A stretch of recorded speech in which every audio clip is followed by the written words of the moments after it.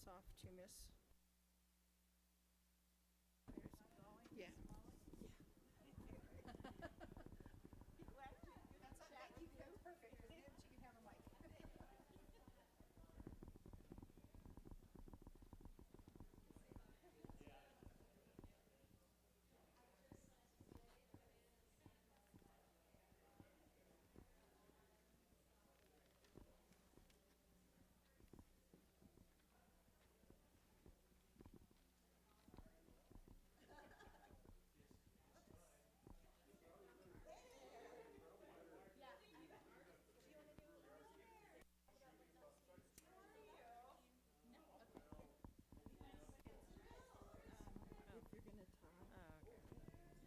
That's Hannah's. She has to deliver it to you. She what? Video. Oh. Oh, okay. Otherwise, it will. Oh, Kathy. So if you want to grab one, just write your name and the size you took, and then if you sign up for 4 shifts in 1 month with Jay, you get a sweatshirt too. Okay. Okay. So we'll just. All right. It's good to see you. Kathy, I do every other week. yeah, and I thought that how many have you signed up for this? Hello. I haven't signed up yet. Oh, okay. I thought that I got you down. So I guess we got to do. And then I get to the. I think it's anybody who's talking has. Thank you.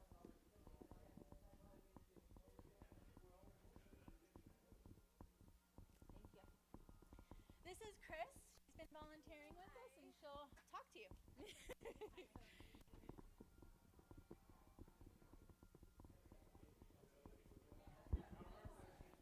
Is this for, if I just stand at the podium, I can just use the podium, I right? don't know. I would ask Tana. She's saying that I think we need to use that because she's white.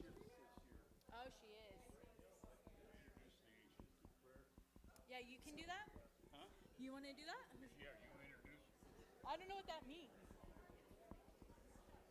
I'm going to squeeze by you, hun. Sorry. I need to use this? In case anybody's wondering. Okay. If someone has questions, I can have a roamer.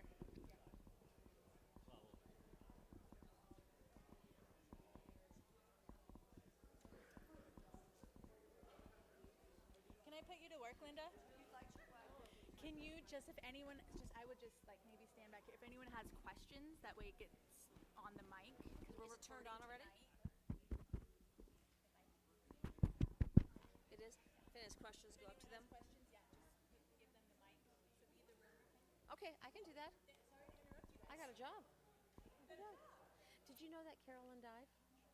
Carolyn Wilson that used to run the fight? Yeah, maybe you don't remember her.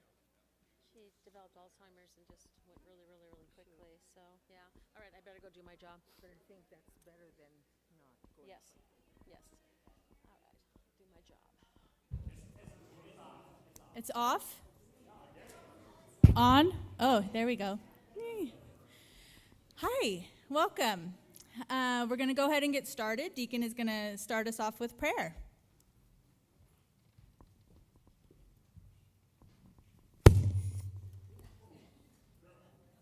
It's alive. All right. Before we start with the prayer, I want to read you something. When I get a little depressed, after I've been working in this, and now we're headed into our 9th year, do we have this shelter that we're trying to go for? I go about once or twice or 3 or 4 times a year to a letter that was written by Thomas Merton. It was literally a portion of it that I'm going to share with you, but he wrote it to a letter to a young activist. And it reads, "Do not depend on the hope of results. When you are doing the sort of work you have taken on, you may have to face the fact that your work will be apparently worthless and even achieve no result at all, if not perhaps results opposite of what you expect. As you get used to this idea, you start more and more to concentrate not on the results, but on the value, the righteousness, the truth of the work itself. And therefore, a great deal has to be gone through as gradually you struggle less and less for an idea and more for specific people. The range tends to narrow down, but it gets more real.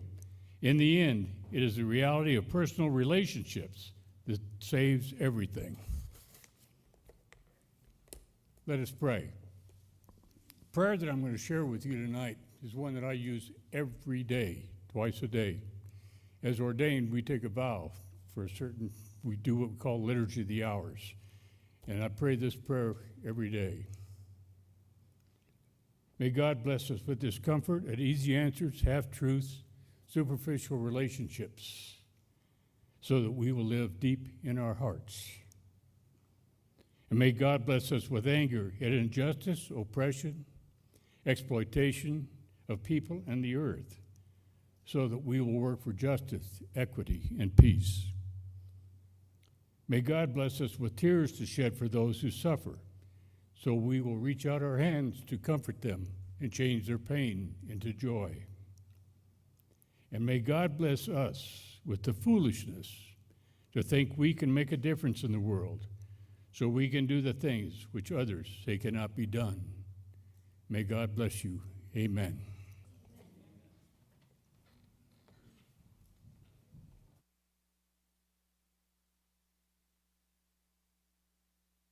A little bit of the rundown tonight. Cruz from Partnership is going to do our Narcan training.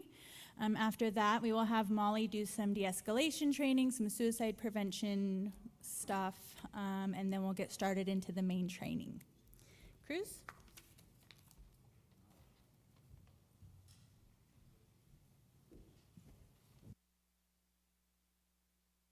My name is Cruz. I'm from Partnership Carson City. I'm a community health worker. And today we're going to be talking about Narcan. So this, also known as naloxone, is used in case of an opioid-related overdose. And pretty much what it is a nasal spray inside. There's about 2 of them, and you would use this in case of an emergency if someone has overdosed from an opioid. When we're talking about opioids, we would be mentioning heroin, fentanyl, and prescription pills.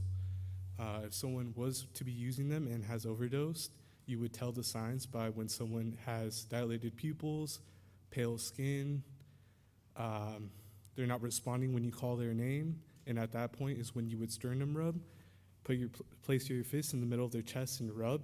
If they're not responding, that's when you would then begin to do CPR if you are certified. If you're not, you would then call 911.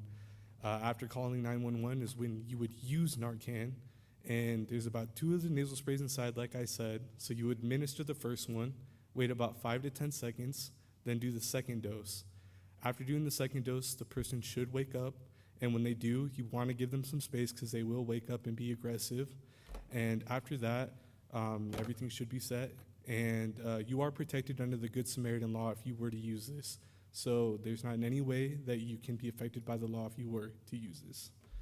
Also, when it comes to using the Narcan, we have plenty at our office, so if you all are ever in need of more, we also can provide by doing drop-offs or just having you all pick up.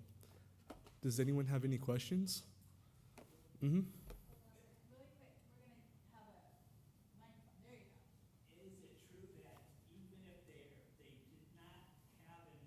Overdose going on with them, that the Narcan will not hurt them? Yes, that's true. So someone can use Narcan and they can have no drugs in their system at all, or they can have a drug different from an opioid and their body will not be affected negatively by Narcan. Your body cannot get addicted to Narcan as well, so it is 100% completely safe, and this is just the best in case you use in emergency when it comes to the opioid overdoses. Does anyone else have any other questions? Mm-hmm.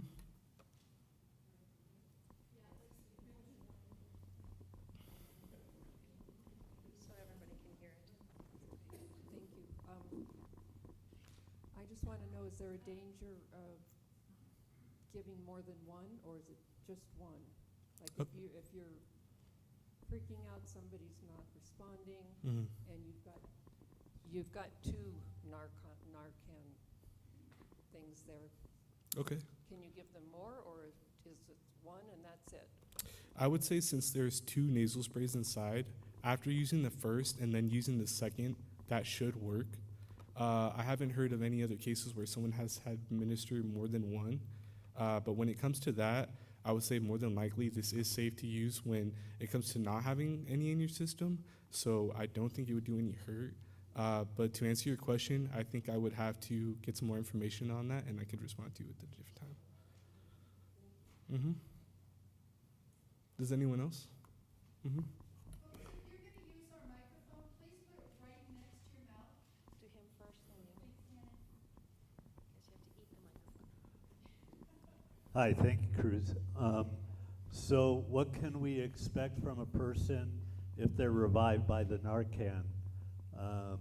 What kind of reaction will they have to it upon awakening? Okay. Yeah, so after using Narcan, the person will definitely wake up aggressive since they are coming down from their overdose and they're high. So they may not be in the best mood when you wake them up. And unfortunately, you are saving their life, but they might just not be aware of it at that time. So you will want to give them some space because they will have an aggressive reaction. The Good Samaritan, does that cover medical professionals, though they're not working outside of their scope? I would say with the Good Samaritan law overall, it protects anyone using Narcan at that time. So if you're just even in public or even at a business, if you were to use this, you are protected. Does anyone else?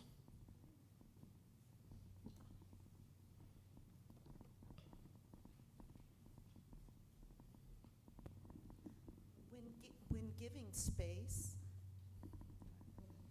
when giving space, what happens if they're aggressive in a way that is harmful? That's a great question.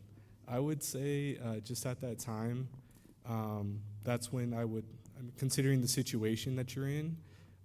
If there are multiple people there, then obviously you're not going to be like really close to them and in their personal space and like in their bubble to be interacting with them. So by giving them that couple feet away space, there is that like timely reaction. And with 911 on the way, you already called 911. They're on their way. You already administered the Narcan. They should be there to handle the situation. What went on after that? Yeah, no problem. Does anyone else have any other questions? Mm-hmm. Yes.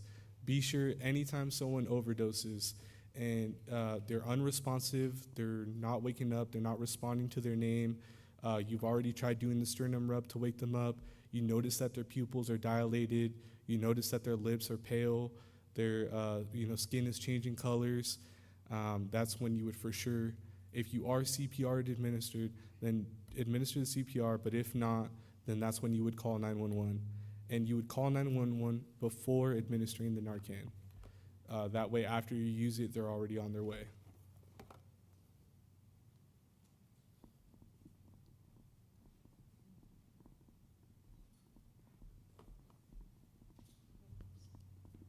Okay, so you suspect somebody's overdosing, so you give them the Narcan. Is it harmful to somebody that is going into diabetic shock? I don't think it could affect anyone negatively when it comes to that. Like I said, there's no negative effects when it comes to using Narcan. I was going to say Denny French, Carson City, sorry.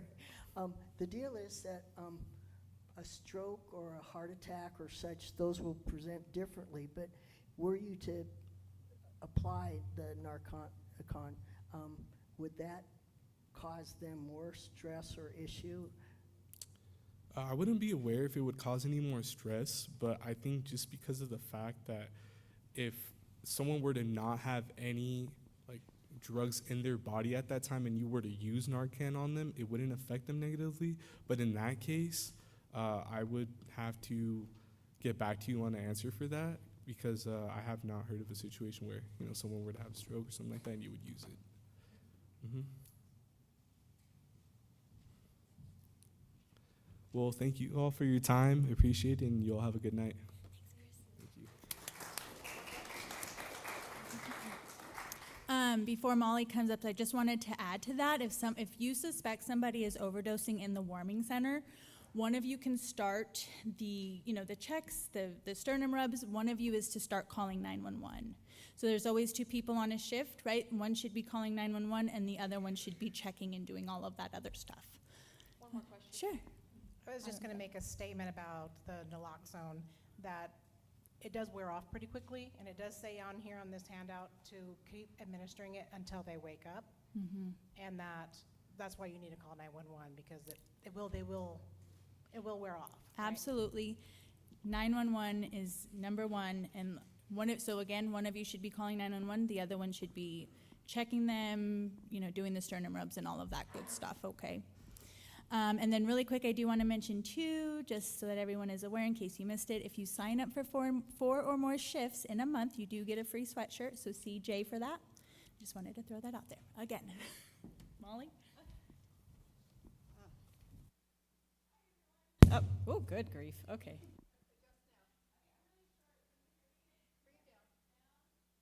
Better?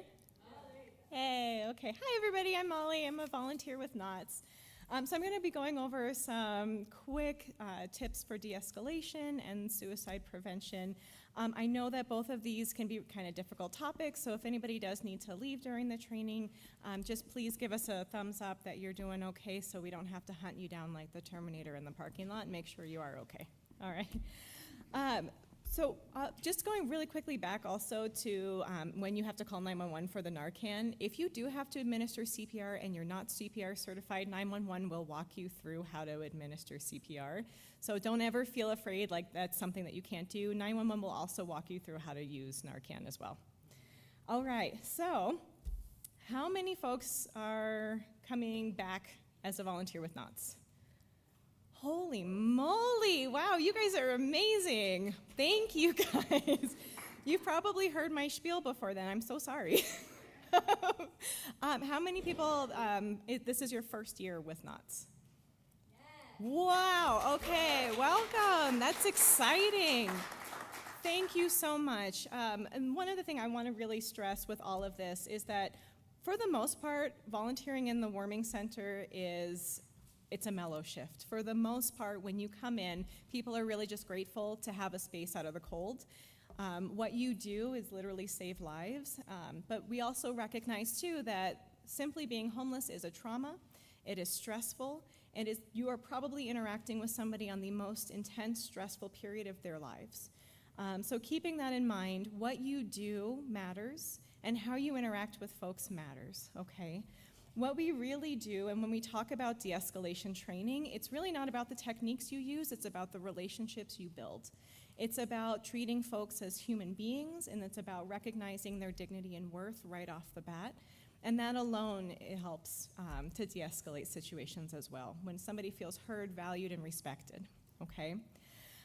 The one beautiful thing about NOTS is that we always volunteer in pairs, so you're never on your own like in the Wild West trying to figure all of this stuff out, right? And as a new volunteer too, you're gonna go through training, you're gonna go through mentoring too, which is really, hopefully helps you feel comfortable as well.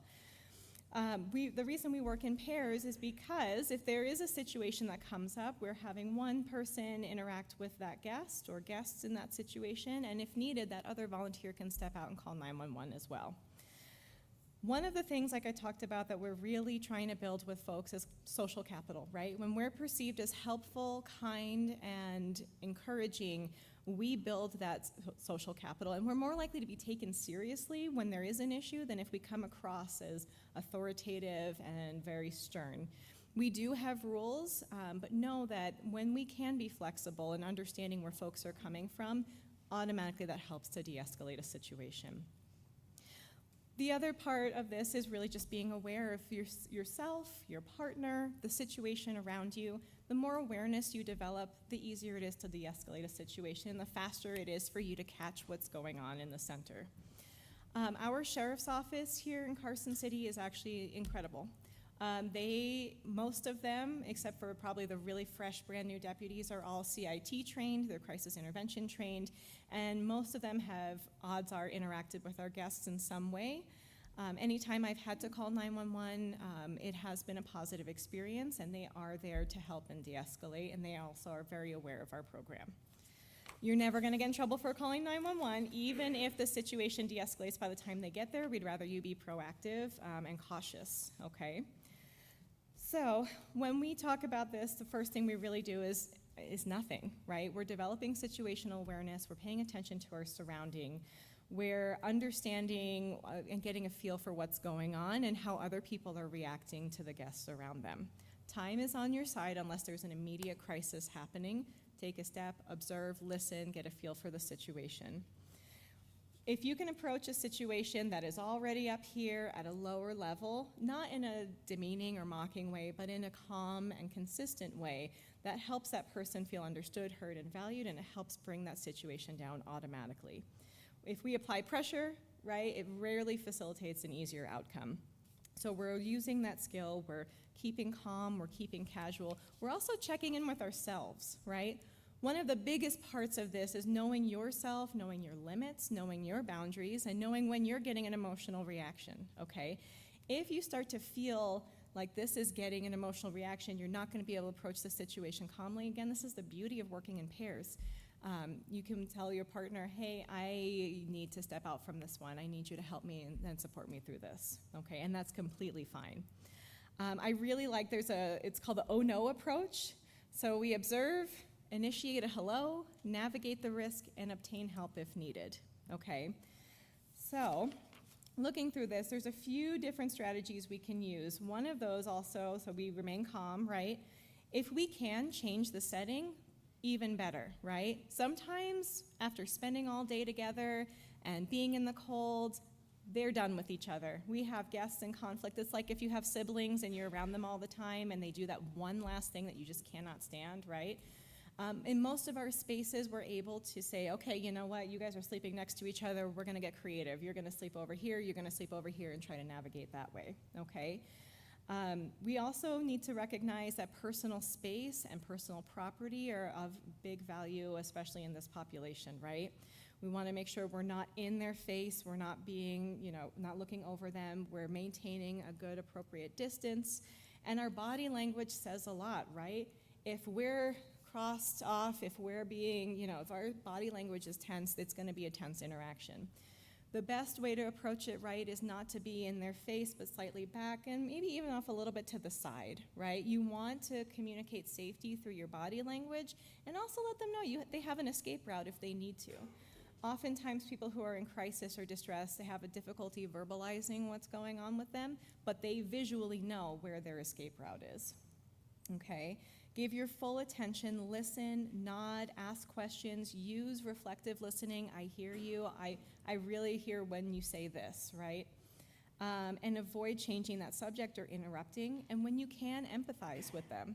I hear you. That sounds like it sounds like it's been such a difficult day.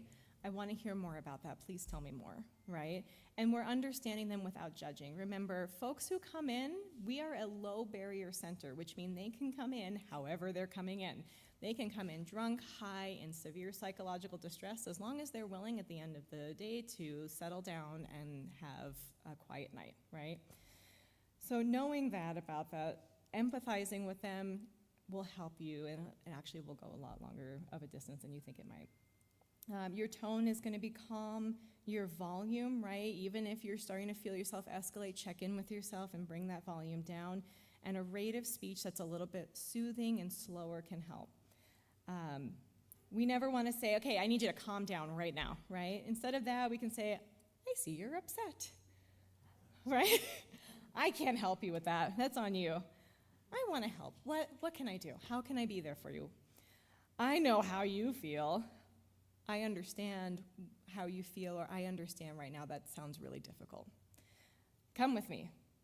Can I speak with you? A great one, too, is asking for help. Hey, can you help me with this over here? Can you help me understand a little bit about what's going on right now? And also, please don't ever do one of these guys, right? That's never fun, okay? So we're holding space for folks, and we're showing them respect by holding that space for them in a non-judgmental way, all right?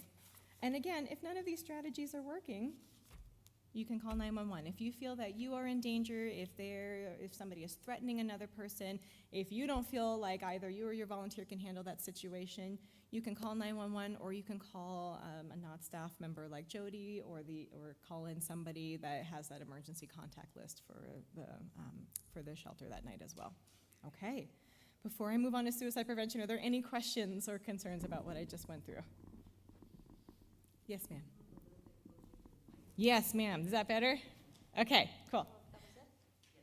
Okay. Okay. So now we're into suicide prevention. Oh, yes. Talk about, do the volunteers, do you want them wearing like aftershave, cologne, perfume?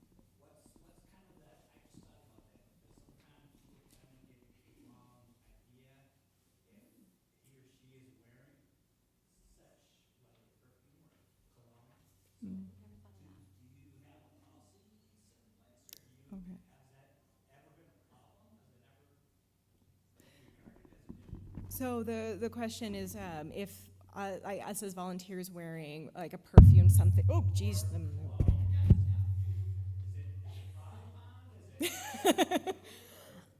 So when we talk about being trauma responsive, sometimes smell and our olfactory senses, right? Those are the biggest triggers that our animal brains have, right? So if you think about it from a trauma lens, we tend to look at it as, okay, low sensory spaces are more calming.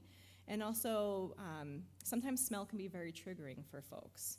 We don't have any policy specifically about, wearing cologne or aftershave or anything like that, but when, you are interacting with folks, also knowing that a lot of times they do come with a high trauma background, and sometimes scents can trigger a trauma response in folks depending on that scent. So err on the side of caution and maybe minimize the aftershave, I would say.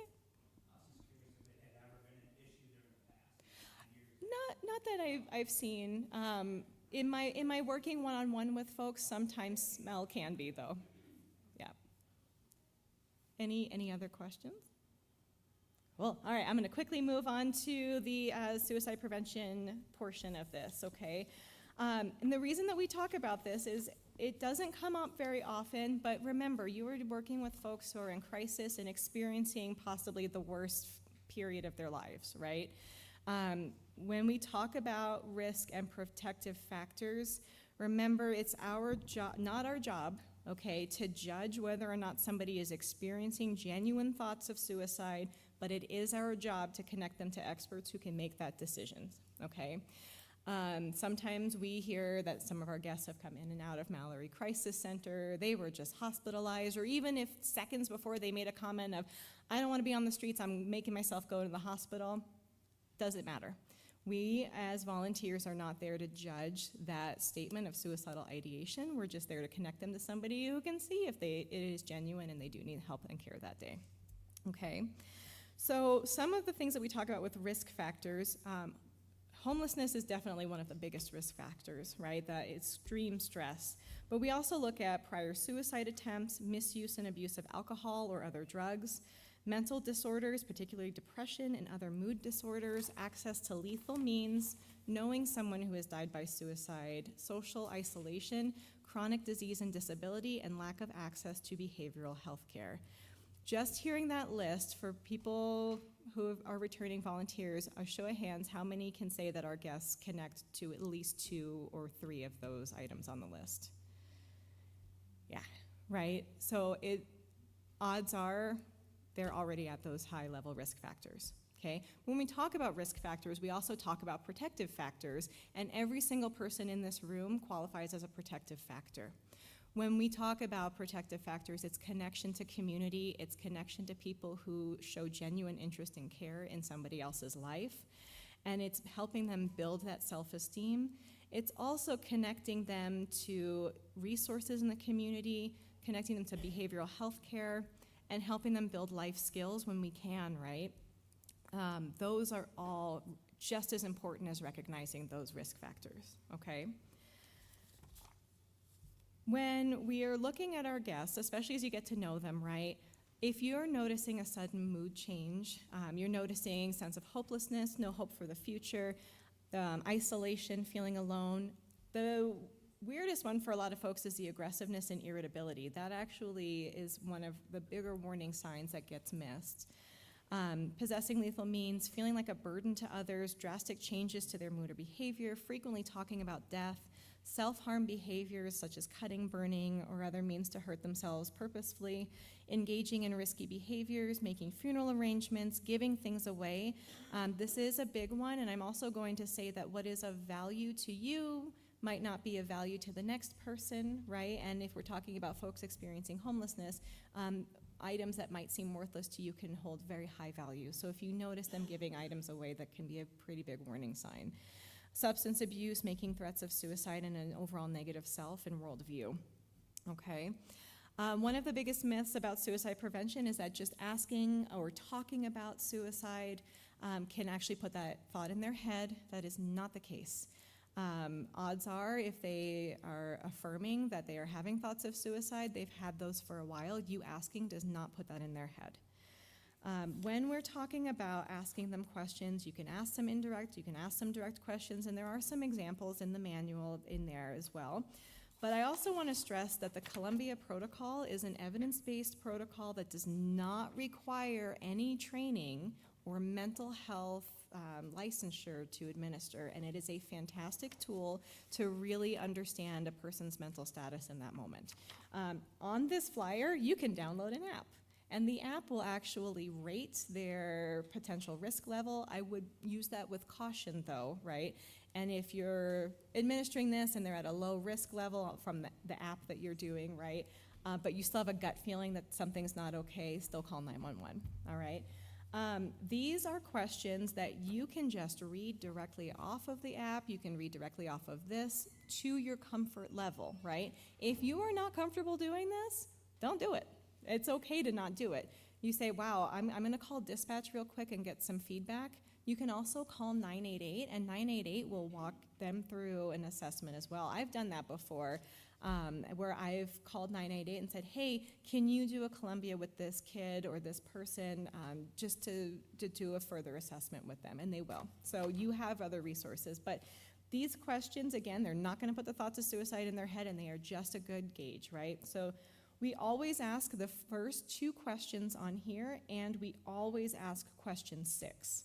Okay, so if you're at the point where you're noticing these warning signs and you're going to start asking them questions, numbers 1, 2, and 6 are always asked. Number 1, have you wished you were dead or wished you could go to sleep and not wake up? And again, this is rating them in the past month, okay, but it can be more immediate than that. Have you actually had any thoughts about killing yourself? If they answer yes to one of those 2 questions, continue to 3, 4, and 5. Have you been thinking about how you might do this? Have you had some thoughts and had some intention of acting on them? And have you started to worked out the details of how to kill yourself?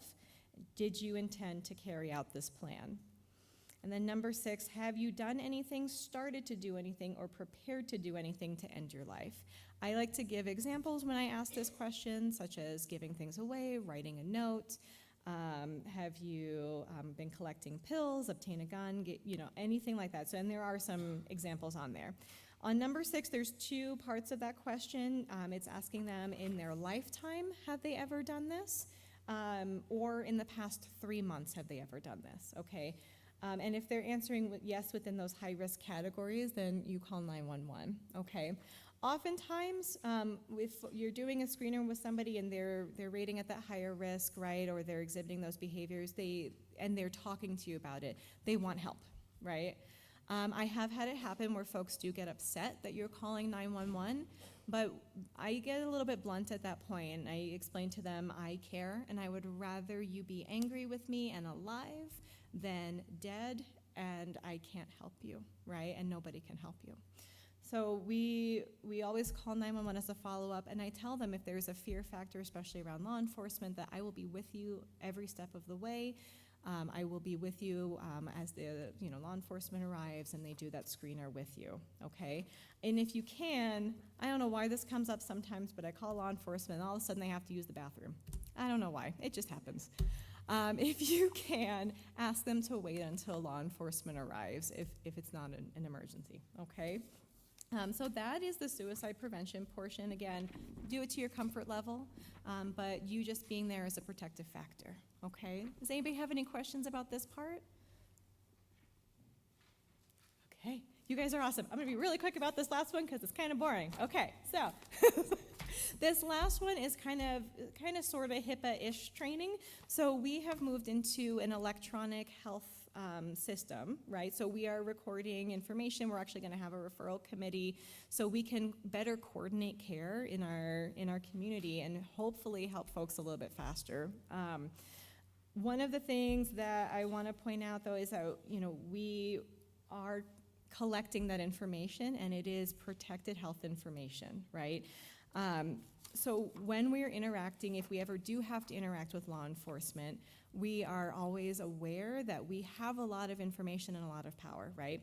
I know that in our community there is some concern about ICE and police conducting searches of properties, and whatever your feelings are about that, again, I want to keep in mind that this is a low barrier shelter. We're not, asking for a lot of information, but we are asking for enough that is technically protected, okay? So we're never impeding an investigation. If law enforcement is coming in with a warrant or there's a crisis situation, we're going to be taking note of, information like who came on there, right, the deputy, their name, and writing that information down. Again, we're not getting in the way. If we can separate folks so they have space to privately interact with law enforcement, we're going to try and create that space, okay? And also, if we are calling 911 for whatever reason, we're writing that down, and we'll go over this in a little bit as well. We're writing that down in our binder, and we're also going to be notifying that 911 has been called, and usually that's to the center manager, okay? In the interest of protecting client confidentiality or guest confidentiality, we're not going to be disclosing any non-essential information, right? So in that moment, we're only disclosing what is relevant to that moment and relevant to the safety of that individual and the safety of the guests in the center, okay? We're going to be working with law enforcement, not against them. We're going to be allowing them to enter the building as needed to safely resolve a situation. Remember that unless it is an absolute crisis, and if they do not have a warrant, I would contact Jody immediately if they're requesting to search the warming center, or they're requesting to search our guests' belongings without their consent. Law enforcement is going to be given access to safely resolve a situation, but again, we're going to be only disclosing the information that's necessary in that moment. We are going to stay in view as safely as you can when possible and just observing the situation and formally documenting, again, the deputies who responded and who they were responding to. So not interfering, but again, also not oversharing if that information is not needed to be shared. Any questions about that? Oh, yeah, there's a question there. Do you ever call the non-emergency number when calling the sheriff's department? I have done that. In the center, it's a little bit tricky, though, because we are, working weird hours. But yes, you can. I call them every night. When we open up, get ready to close, I get ready to leave, I call them and tell them how many beds we got, how many women we got, how many men we got, if we have any children, and if you're able to bring any more in. So we're in contact with them every night, talking to dispatch and talking to some of the officers on duty. I was just thinking if there was a situation where someone is a little amped to where there's some concern, but it's not a 911 situation, if it's more of, is there a deputy in the area, or could they come by? Let me answer that. Yeah, if you. Yeah, I'll move this way. Being on the Board of Supervisors, I think you know most team, okay? They have the social worker pretty much picked out. We're trying to train the deputy right now. As some of you don't know, I'm also with the Sheriff's Department, okay? So we will be covering that shift. They've also changed their time shifts. Most deputies are, during the day, come on at 7 o'clock and get off at 4, or 6 to 4, excuse me. The most team now comes on at 9 and gets off at 7 at night. So we'll be covering some of that. I work very, very closely with the most team. In fact, today, we just got one of our notorious ladies that's been coming to us for years off and in the house. She's now housed. I'm not gonna tell you who right now because there is some HIPAA requirements here, but I'm sorry, so you're saying the most team is not available after 7 p.m.? that's right. But if you call dispatch or you even call me at home, I don't care, okay? We will get immediately the next morning, you know. And to talk with your suicide, to give you some ideas here, we had a gentleman this year said, I can't live like this anymore. I've had it. He'd been to behavioral health, I don't know how many times, and walked out. There was something about this when I sat down and talked to him, and Don talked to him, and said, this is for real now, I'm a little concerned. How are you gonna do this? He says, I'll wait till traffic's real heavy.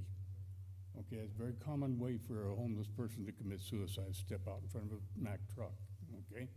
So I knew he was thinking about it. We walked him through. This gentleman has now been through Mallory, he's been through Vitality for 45 days, and now he is in his own apartment, and he's going on. So there is what you guys do and what you recognize.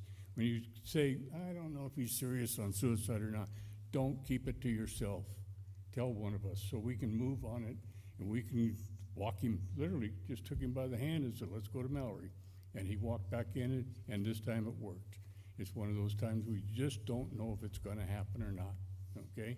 So don't ignore that suicide thing, because they'll say this to you all the time, but just kind of, okay, fine. You don't have to go into a lot of detail with it, but pass it on to somebody else that will, okay? So, thank you. Okay. Hi, Molly, the question I had is, on the sign-up sheet, when we sign the guests in, is that public information, or can we, if a deputy comes and wants to see the sheet with the birth dates and so on, I have some real concern what the purpose is. What do we do in that situation? Yeah, so it's sticky, right? But as far as I am aware, that is qualified under protected health information. And so sometimes deputies will come in and say, hey, did this person make it in tonight? I want to make sure they're safe. What I would probably do in that situation is say, hey, if you wait outside, I'll check in on that for you. And then make sure that that guest is comfortable disclosing to that deputy. Again, we don't want to interfere with an investigation, but we also don't want to make our guests fearful of coming in at night. So just making sure, hey, I'm not too sure. Let me check in on that for you. And yeah, that list I would consider protected health information. All of that is going in. I would consider that list protected health information. It is all going into the CMIS database, which is information that will help identify them to other service agencies. So just because we are doing that part and it is going to be electronically transferred, I would, yeah. Okay. Yes, ma'am. That's new this year, correct? Yes and no. It has always been that the information of our guests should be confidential. We're putting more policy in place just because we're growing right now and we're expanding the services we are providing. This year we're also expanding to a referral committee, so that way we will be gathering a lot more information and volunteers will probably be overhearing a lot more information, and so we wanted to make sure that that information is protected. Just thinking about the possibility. Just thinking about the possibility if, a lot of times there's mental health issues with different people. They might not want to sign in. They might be paranoid, or they might get, I've never had, I've been coming here for 5 years, and I've never had to give my, write my name down before. So how do you recommend? Yeah. Or if they absolutely refuse, can they still come in?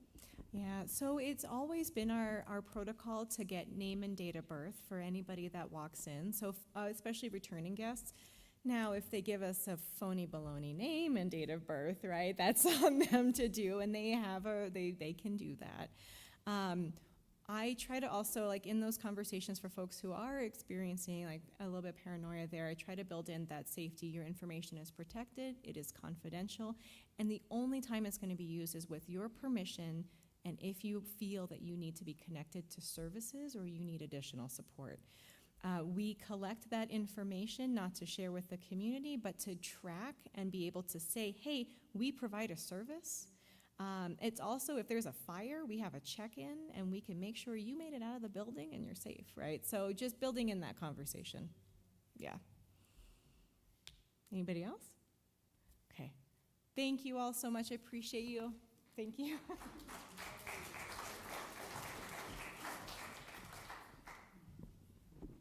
Thank you, Molly. Now to the meat and potatoes, the fun stuff, right? I shouldn't put that there. Okay. For those of you that don't know, I'm Jody Miller. I'm the center manager for Night Off the Streets. I've been in this position for a little over 2 years now, making changes and doing all that good stuff. So we do have our training manual that we have. There are some changes, so we're just going to go over everything. Linda here, if you have a question, please, like she's been doing, raise your hand and she'll come over with the microphone.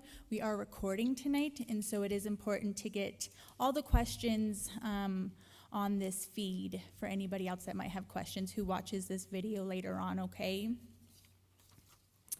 And I do want to say thank you all for coming. It's a great turnout, and that makes my heart happy that you guys are willing to do this. So we'll start on the first page. Again, if you do have any questions, raise your hand. How to volunteer, right? Let's start there. Complete an application. If you haven't completed an application, there are applications over here with Jay. You'll complete the application. If you were to do this online, you would submit it online, and you would get a call back from Jay or an email, letting you know what the next steps are, which are fingerprinting.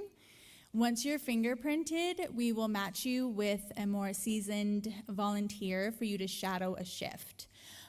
You can shadow a few different shifts if you like, see which shift you like, and go from there, kind of get a feel for it.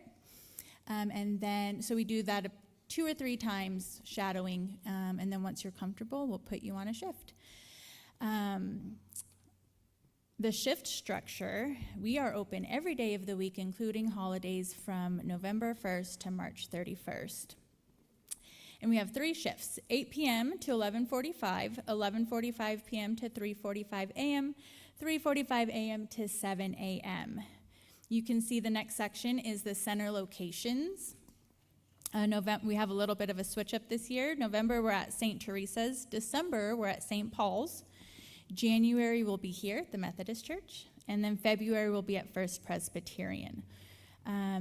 We do not have a 5th church at the moment. I am in talks with a 5th church, but they have not confirmed yet. So once that information comes out, you guys will be the first to know.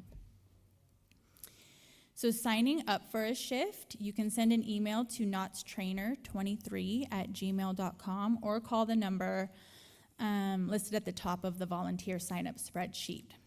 This number right here, the 775-781-9767, that is the volunteer coordinator number. That is where you can reach Jay. If you need to call in for a shift, if you want to switch shifts, anything like that, that's the number that you're going to call. Anything volunteer related, that's the number that you call. Once you sign up for a shift, you will get a reminder phone call. These are important, especially for me. I need reminders.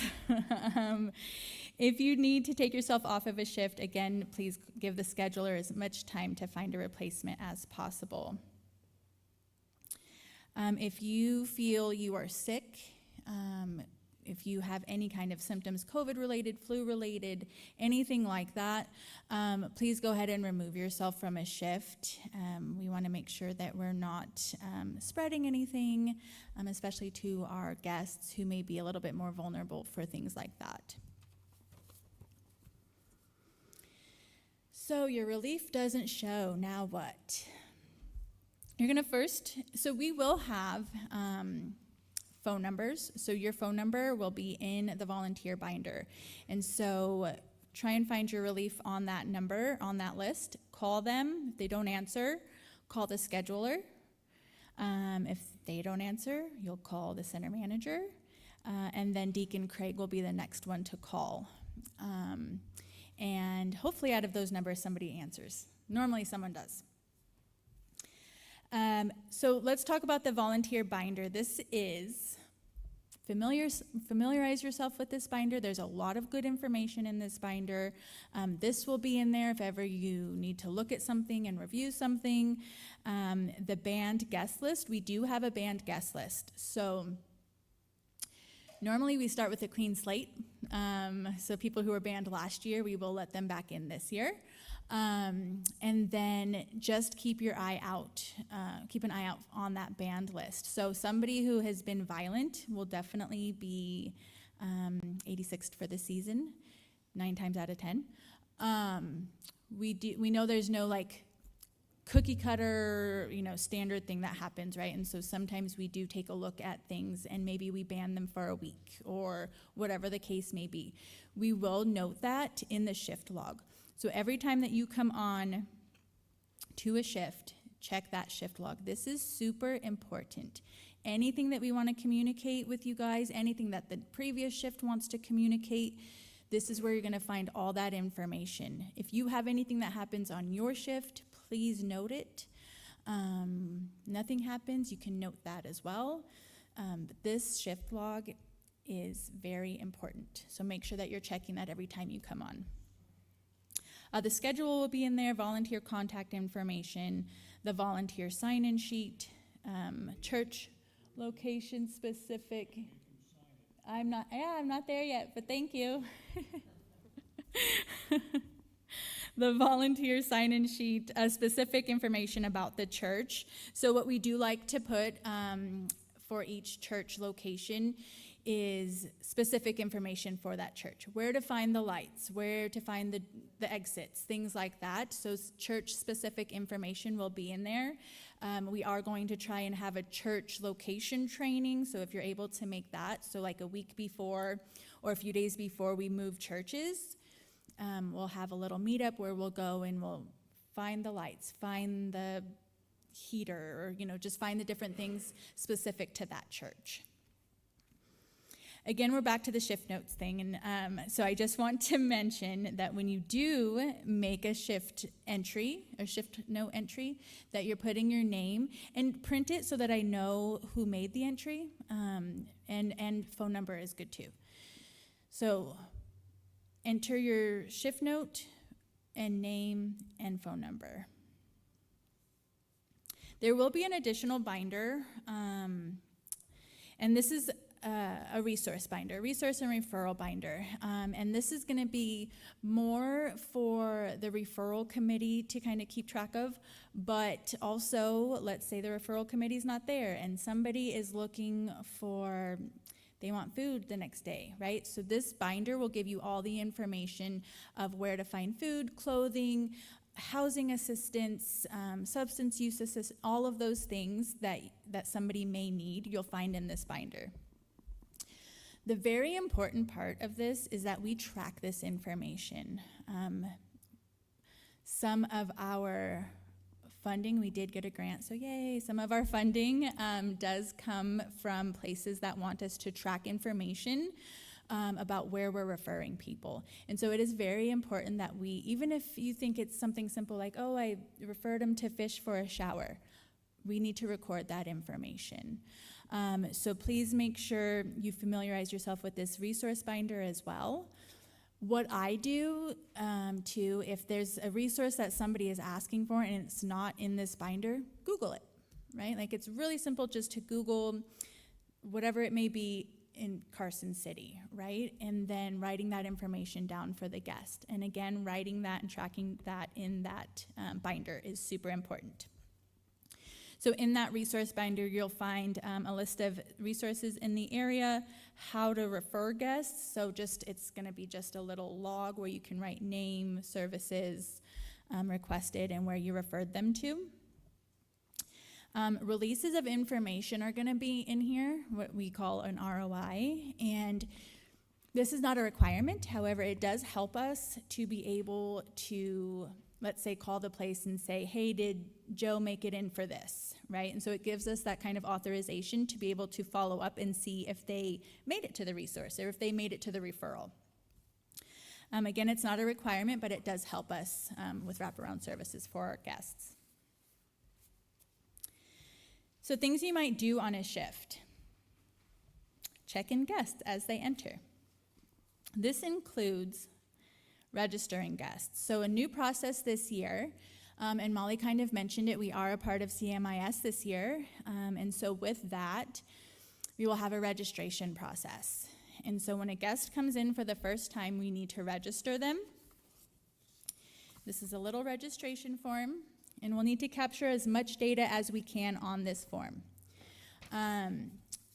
Once they are registered, they're going to go into the database. And what we're going to do this year with the sign-in process is once they're registered and they're in this database, it's going to be like a spreadsheet. We'll print that out, and we'll find their name when they come in if they've already been registered. We're going to look for their name, and we're going to check them in for the day. Okay? So make sure they still give you their name and date of birth, because you're going to use that information to find them on the sheet, and you're going to check them in for the day. Okay? If they are not on that list, that is your cue to register them. So you'll get a registration form, you'll fill this out, and you'll just put it in the binder for me to grab the next day to enter them into the database. Is there any questions about that? Okay, go ahead. Linda, you want to?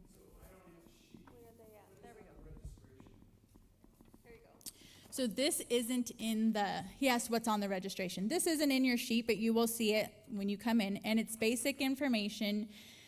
Name, date of birth, zip code of last address, gender, pronouns, race, and ethnicity. And these are the things that the CMIS program asks.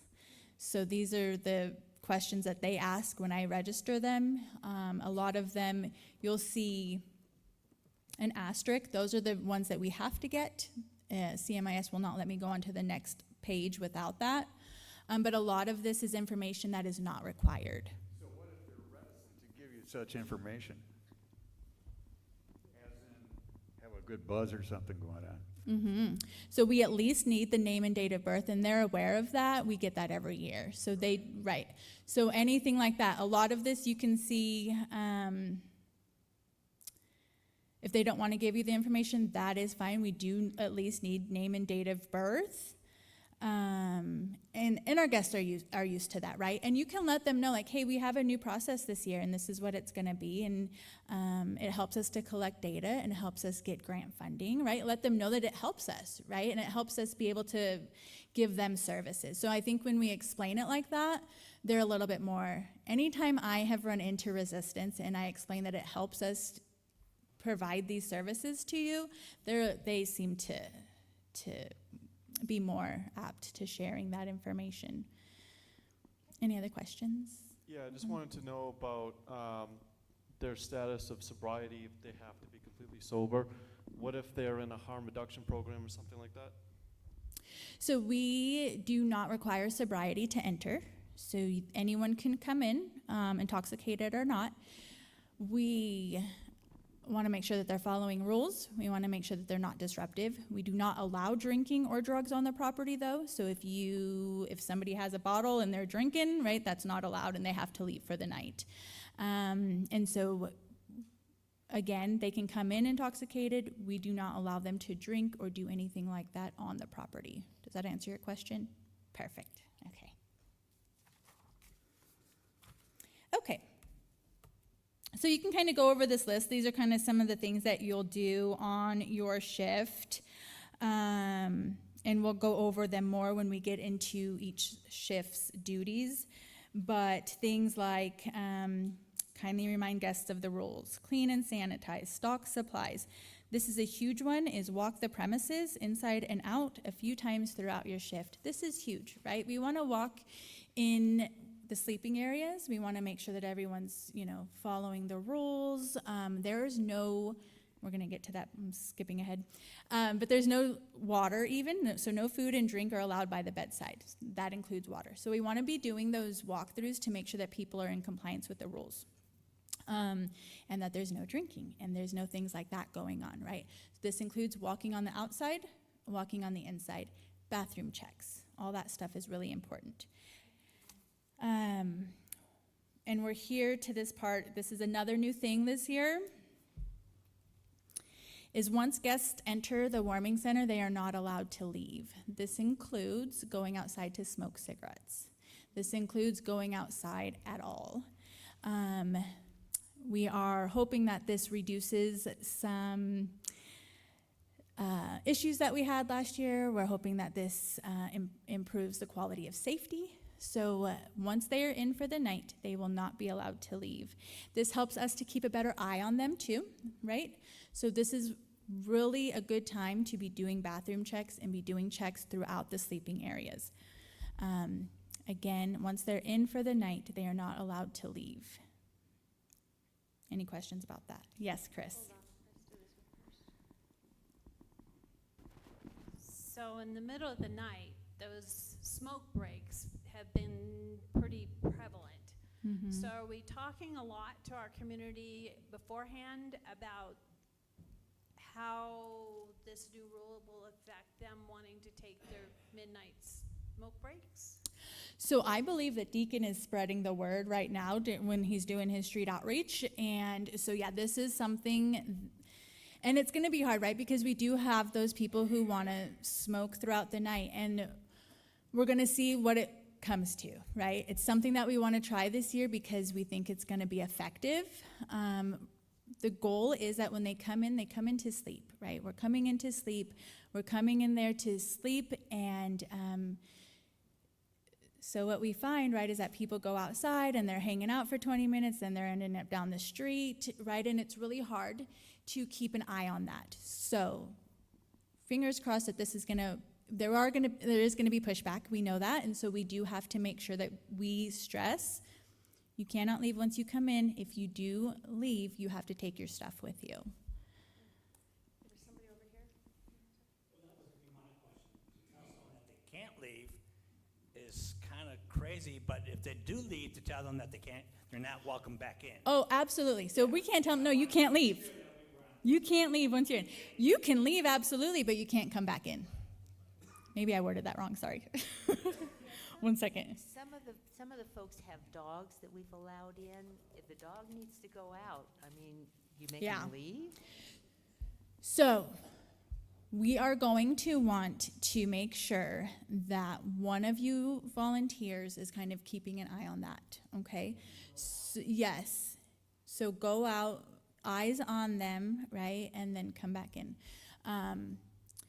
Because you're right, they do have some pets, and we want to make sure that we're not having accidents. That happened a lot last year. So yeah, we want to make sure that the animals are being relieved for sure. We have a couple that have jobs that can leave. If somebody has a job, they can leave. We want to make sure that we get their name, the time that they left, and where they work at. We want to record that information, and when they come back, we want to record that information when they enter again. And they need to know that I am going to verify that, okay? Okay. Only a job that they're able to leave for? If they, Family comes to town and wants to spend time with them? at 10 o'clock at night, you never know, right? If their family wants to spend time with them, yeah, they can go, but they can't come back for the night. Yeah. Are the rooms gender separated, or do couples come in together? Yes, so they are separated by gender. Men and women do sleep separately. If we have families, we try to make an area for them. Hallelujah that the last 2 years we haven't had any kids come in, so that's great, right? But men and women, regardless if they're married or not, will sleep separately. Somebody over here, raise their hand. Sorry, Monique, we'll get to you. Yeah, on your 9th point down, it says go outside and walk the premise. Mhm. If you go to St. Teresa's, do you want us to walk all the way around the church, or just be out in Just the the, right, just that front part, Okay. you know, yeah. Because sometimes they hide under that bench or, you know, they hide, yeah, just right there. Monique has a question, Linda. Oh, you're loud enough, go ahead. I was just wondering about, that is new. It sounds like in years past, people have been able to go out for the smoke break. Mm-hmm. Sounds like it's very important to really communicate that, like Deacon is now, but also like Deacon has been, but also, it should be something a priority when we're checking people in at the very, very beginning, so it's not something that's a surprise to them. So we want to make sure when we're registering and checking guests in, that we are going over the prevalent rules that apply to them, right? No alcohol or drugs are allowed on the property. No weapons. If you have a pocket knife, please check it in with us, right? I think we're kind of skipping ahead, but that's okay. And once you're in for the night, you're in to sleep, right? We want to make sure that we're mentioning, we do have a referral committee. If you need any resources, please step over and see them. And yeah, we want to make sure that we are going over those rules once they come in, right? We want to make sure that they know the rules, right? Or else, how are they supposed to know, right? So we just want to make sure that we're reiterating that stuff. Yes. Okay, so no food or drink at the bedside. So they got a bottle of water. Homeless can be very possessive of little things like, are we armed with a Sharpie to put their name on it and put it somewhere so when they check out, they can get their bottle of water? So we do have a community table where they can eat and drink. They can bring in their own food. We are not allowed to give food. Okay, sometimes we'll have like little prepackaged snacks. But if they come in with their own food, they can sit at the community table and eat and drink that. One thing I noticed last year is that by the time the third shift came in, that table was a mess. So really this year, let's really focus on, and it's not your job, right? But it is your job to tell them, hey, let's clean up after ourselves, right? And so keeping an eye on that table and keeping an eye on the trash and all of the stuff that comes along when they do bring in their own food, we want to make sure that we're keeping an eye on that and having them clean up after themselves. Okay, I might be getting ahead of you here, but you said the doors open at 9 o'clock, but then here one of the rules says that nobody can come in after 9 o'clock. Can you clarify how that works? So it says guests are allowed to enter the center and at any time after 9. So before 9, they can't come in. Okay. Yeah. Yeah, good clarification though, yes. So if you notice on the shift at 8 o'clock, the center opens at 9, but that first shift needs to be there at 8 to help set up, and we'll go over that stuff right now. So once you come in on that first shift, you're gonna sign in using the binder, write the date, your name, and the start time of your shift, and then don't forget to sign out too. Again, log any shift events throughout your shift. One thing that I don't think is on here, but some people do have jobs. And so when they check in, they'll ask you to set a wake-up time. And so we want to make sure that we note that on their sign-in sheet, wake-up time. We want to make sure that we note in the shift log, so-and-so needs a wake-up at this time. We have cones, little orange cones, that you will put by their bedside so that the shift that's supposed to wake them up knows what time to wake them up at. And then, so it's really important that we record that and let the next shift know so that they can make it to their jobs. If you do end up taking a pocket knife or anybody checks a weapon in with you, and we'll get to the other stuff later, but like pocket knives are common. We want to put a little masking tape or a Post-it note on that with their name and keep it in the tote in the kitchen. We want to make sure that we note that as well. Anytime we hold anything for anybody, anytime we do anything for anybody, let's say it's charging a phone, anything like that, note it. Note it in that shift log. Okay, so we're going to set the coffee and tea station, brew decaf coffee, put out water pitchers, or, you know, the little dispenser thing. Sugar, cream, cup stirs, all that stuff. We're going to set the tarps out. The doors will open at 9. Again, this is going over the registration form, and there will be detailed instruction in the binder of how to do it, and it's really simple. The first night, the first probably week, we're gonna have a couple extra volunteers to help with the registration forms, okay? So you're not gonna be alone in doing this new process. I will be there to support you, and we'll all be there, you know, a few of us will be there to support you in this. So once,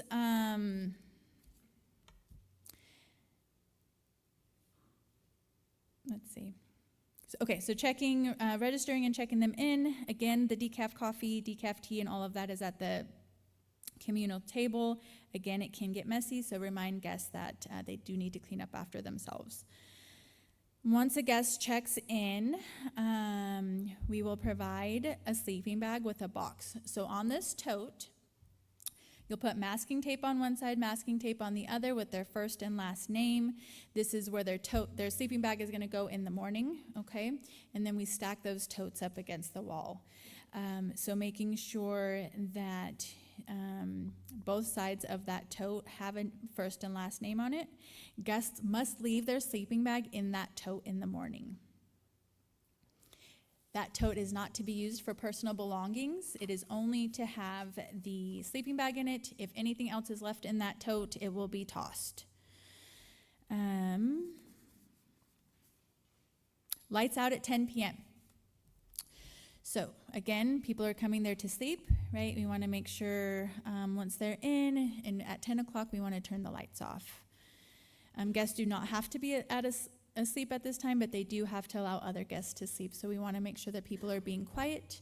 That community table, if people are up past 10, it can get a little loud. So we want to make sure that we're telling guests to be mindful of the people who are trying to sleep. Also, when they come in, guests are not to move those pre-placed tarps. I know that sometimes this happens where someone wants to move to their favorite spot on the floor, and that's not allowed. So once the tarp is set, let's leave it there. There are instances where we had someone last year who had to plug in his oxygen machine. Of course, that is okay, right? So let's just make sure that we're using our best judgment when doing that. If we let one person do it for a reason that's not of medical importance, then everyone else is going to be asking too, right? Another thing too is we want to make sure, we have this here, right? We want to make sure that all of us are on the same page. If one of us lets somebody do something on this shift and then the next shift doesn't, it causes issues, right? So we want to make sure that we are following the rules to the best of our abilities, so that way we're all on the same page and somebody is not saying, oh, well, so-and-so let me do it yesterday, right? You know, this thing about not letting them go out to smoke is going to cause a lot of hassles. Mm-hmm. Mm-hmm. And I mean, we're going to get confronted with guys getting belligerent. I want to go out and smoke. What's wrong? Why can't they go out and smoke? Mm-hmm. So what happens that we've been seeing the last few years, right, is that they go out and they go down the road, or there's trash and all kinds of stuff out. It's just causing so much stuff, so much headache for the churches. And we don't want to lose our partnerships with the churches, right? And so that's why we are making sure when they check in that they understand the rule. They don't have to stay, right? They don't have to. But this is the rules that we're going to follow this time. And we'll see how it goes, right? We'll see how it goes. What happens is that 2, 3, 4, 5 people ruin it for the rest of them, right? And so having the stains of hot chocolate, because we tried the rule last year of no food and no drink outside, and that rule wasn't followed, right? And so we had huge messes outside. The Presbyterian church, and the sidewalk was covered with hot cocoa and coffee and trash and food and all of that stuff. So we want to make sure that we're being mindful and respectful of the churches that allow us to be here.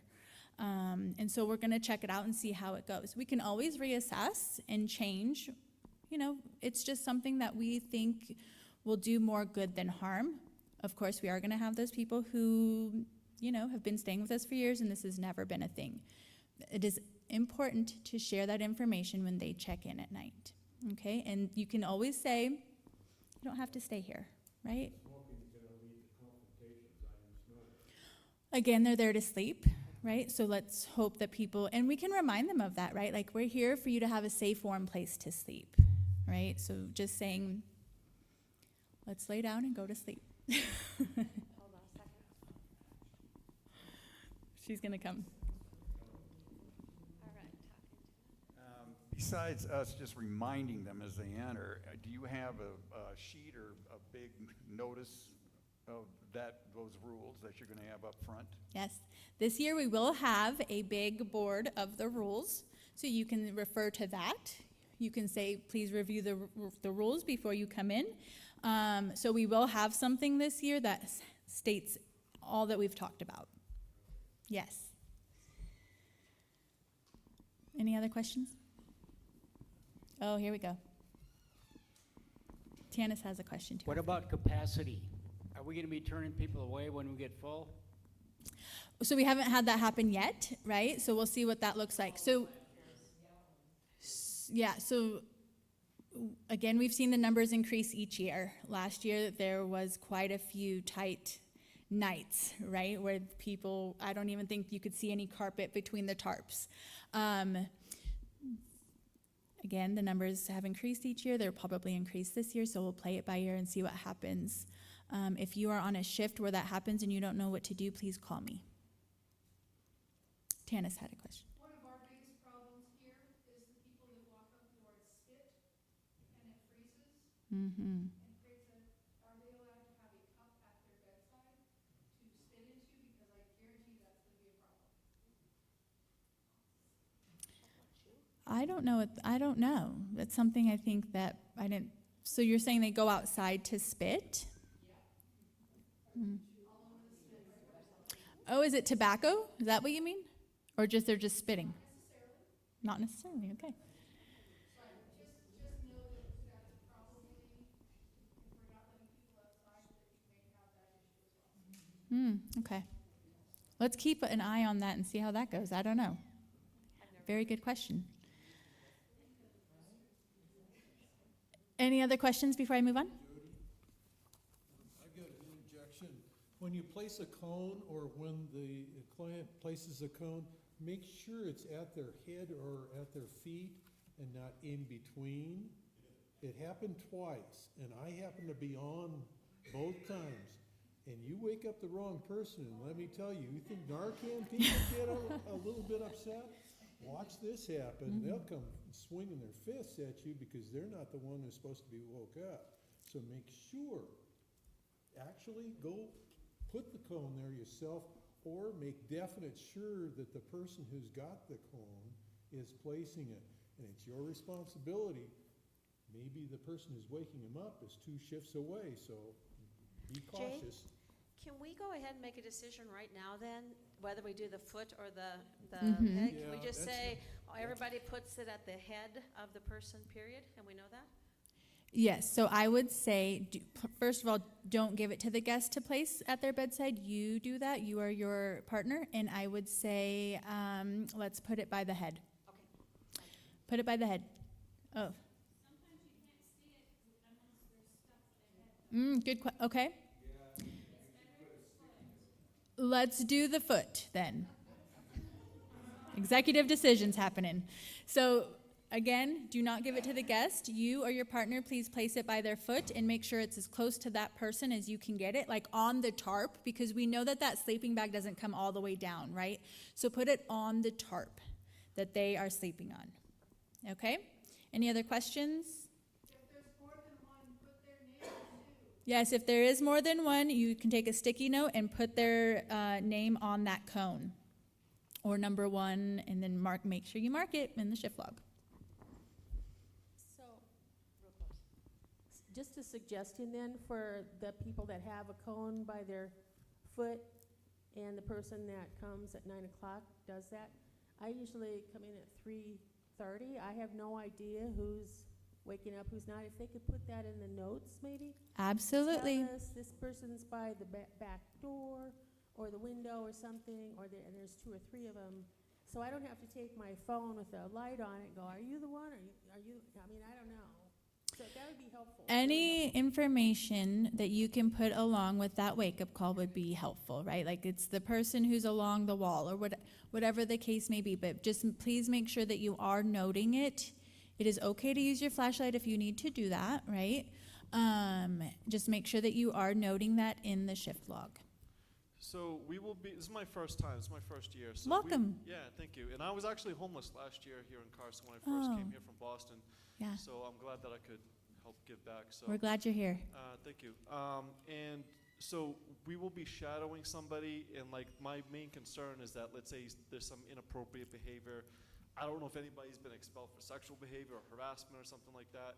Like, so in that event, who would we tell? Like, who would be accountable to? So you're saying that if there is inappropriate behavior towards Towards a staff or towards another person there, like who would we be reporting to?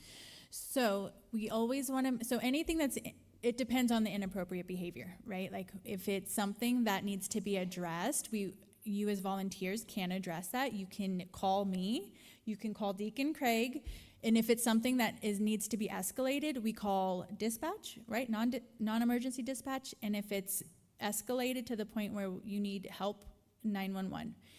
When in doubt, non-dispatch and 911, right? If ever there is a time that you feel unsafe, either one of those numbers, okay? Inappropriate behavior like that coming from a guest or even a volunteer, right?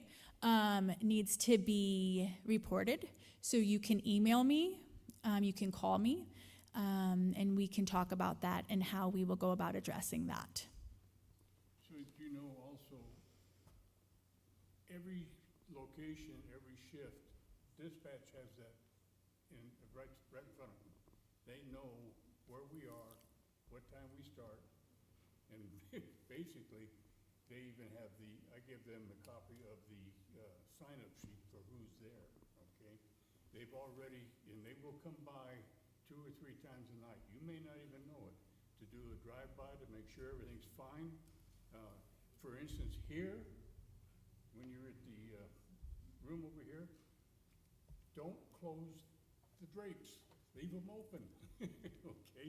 Because when we drive by, we can see in there whether there's any kind of a problem or if everybody's laying down and being quiet and going through as we drive by. That way we don't have to come back in and disturb the people. So just, you got drapes for the outside, leave them open. And they'll say to you, I'm not used to the light. Hogwash. You're sleeping on the street. You know you got lights going. Okay, so don't let them kid you off that way. All right? Okay, so if you can see here, volunteers will review the following guidelines with guests. Please don't move the pre-placed tarps. Again, use your best judgment to exceptions to this rule. No drugs or alcohol are allowed on property. Again, they can come in under the influence. They cannot continue drinking and using on the property. Again, we go back to the guests will not be allowed to go outside. And again, with the no weapons are allowed in the center. However, if they do have something, a pocket knife of that sort, we'll check it in and they can check it back out in the morning. We always want to make sure, again, that we're doing walkthroughs. So for the middle shift, we're going to sign in using the volunteer sign-in sheet, writing the date and your name and the start of your shift. Again, logging any shift events, and then if any new guests arrive, registering them or checking them in. New to this middle shift is going to be checking the supplies and completing a supply checklist. And this will be in the binder. And this is just going through anything that we might need. Gloves, sanitizer, cleaner, coffee, that sort of thing. And so when supplies are low, you're going to email the center manager of what is needed. And then supplies will be restocked or on Monday or when needed. Again, doing a walkthrough. I'm going to hammer that home. Okay, and now we're at the closing shift, 3:45 to 7 a.m. So again, we're signing in, we're writing any shift events. Again, we're doing a walkthrough. We're waking guests up at 6 a.m. 6 a.m. is when we're waking guests up. Guests must vacate the property at 6:30. So many times I will come in to close up and help clean up, and 6:40 and people are still inside the church. And what that does, right, and I know like we all have hearts, we don't like to kick them out into the cold. But it hinders us being able to get out on time so that the church can get in and do what they need to do, right? And so these time limits are set for a reason, and we have to respect that. So making sure that they're up and out at 6:30. Again, before we leave the church in the morning, we're doing that walkthrough around the property, checking for anything that's left behind, checking for anybody that's left behind, okay? Now, we do have sometimes those guests that don't want to leave, and that's when we'll be calling reinforcements, right? We call non-emergency dispatch and have them come help, okay? A lot of the time last year I was there to help, but this year, if you do need help with that, please utilize the resources, call non-emergency dispatch, and have them come and have the person leave. Yes, Molly?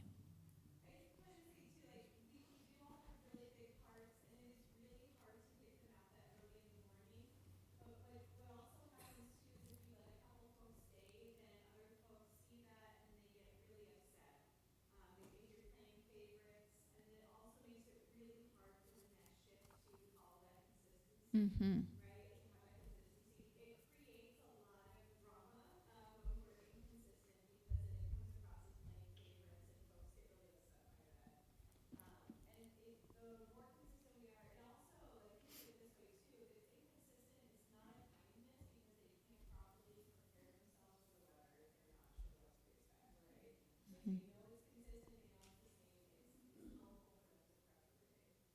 So just in case, and if for the recording purposes, Molly was saying that we just want to make sure that we stay consistent, right? We want to make sure that we're all on the same page, like we mentioned, right? All staying on the same page, because then it looks like we're playing favorites, right? And it also gives them the chance to be prepared. If they don't know what to expect, they don't know when to be prepared to be kicked out and all of that stuff, right? So we want to make sure that we're being consistent all the way across the board. One second, Monique, there's some, yeah. Since this is my first time, I'm just curious. People get bussed in, right? Do we bus them out as well? No. So they have to walk out? They do have to walk. So they do get bussed in. I didn't go over that. So they do get bussed in from the location. The location this year is the same it was last year. It's at Vitality Outpatient, which is 119 East Long Street. It's across the street from Fish. So please don't send them to Fish. It is across the street at Vitality. And so they will get picked up there at about 8:45. The bus gets there, and then they leave there about 9 o'clock. And they will get bussed in for the night. However, there is no shuttle from the church in the morning. Good question. I had a question in relation to fairness. How do we handle their charging their phones? So sometimes there are plugs and they can just charge their phone wherever. Sometimes they will ask you to charge it like in the kitchen or something. And that can be something that we want to note. If we do that for them, which I think, there's not much access to outlets when you're on the street. So when they come into the church, they do want to charge that stuff. And I think that that's a service that we can provide. And so if you want to plug it in do not let them in the kitchen in any location that we are at, but you can go ahead and take their phone and plug it in the kitchen or wherever there may be an outlet. Please make sure that we note that in the shift log. Yes, you got it. So she said put a name tag, so like masking tape or a little post-it on the phone. Hold on one second, Greg, we'll get to you. Go ahead, Monique. What are the numbers? How many people, maximum number of spaces do we have? Or is it different at each church? It's different at each church. What's going to happen this year too is the fire department is going to do a check of each location, and we will probably get an occupancy from that, and that is different from other years. We haven't had that where we've had the fire department come in and do checks. So I believe it was the fire chief, is going to come and do that for us at each location, and we'll probably have a maximum number of occupancy from that, and that will be in your volunteer binder. And then secondly, in the morning, can you generalize, do any of the guests have vehicles, or I just foresee all these people walking out of the church and they're just there on the street, in the neighborhood, wherever the church is? And how do they typically get anywhere besides? So please do not give anybody a ride in the morning. I know we want to do that too, but please do not do that for safety reasons. But some people do have cars and they are able to drive off, and most of them will just walk. Yeah. And that is another thing too, that if they are loitering in the front, we do want to make sure that we are asking them to move on.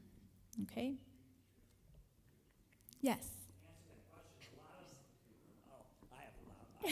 Anyway, a lot of homeless will take Jack bus, especially early in the morning. And right off of College Parkway, there's a bus stop there, and that's been a real primary place early in the morning for homeless, is to hop on a bus, and that bus ride will take them for an hour around town, a chance to warm up on the bus and to warm up outside. So that's kind of like the first place a lot of homeless tend to end up going to, is to ride that bus.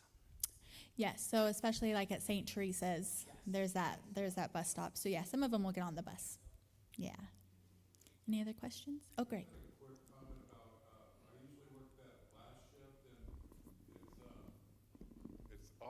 Cups are always a big deal. Is there any set policy with those this year? Like,